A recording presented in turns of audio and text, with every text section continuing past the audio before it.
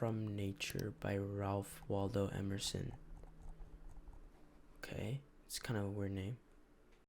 To go into solitude, a man needs to retire as much from his chamber as from society. I am not solitary whilst I read and write, though nobody is with me. But if a man would be alone, let him look at the stars. The rays that come from those heavenly worlds will separate between him and what he touches.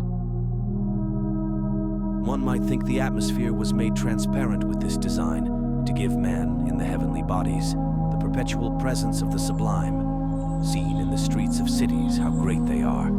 If the stars should appear one night in 1,000 years, how would men believe and adore, and preserve for many generations the remembrance of the city of God which had been shown?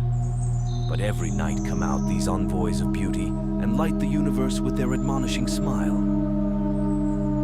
In a certain reverence, because though always present, they are inaccessible, but all natural objects make a kindred impression when the mind is open to their influence. Nature never wears a mean appearance, neither does the wisest man extort her secret and lose his curiosity by finding out all her perfection.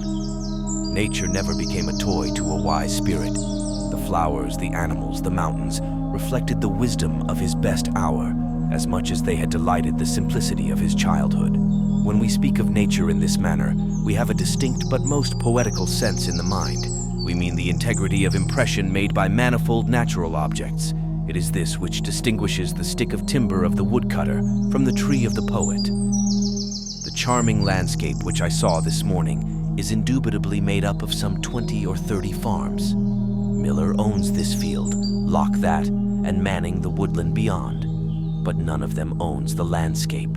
There is a property in the horizon which no man has, but he whose eye can integrate all the parts, that is, the poet.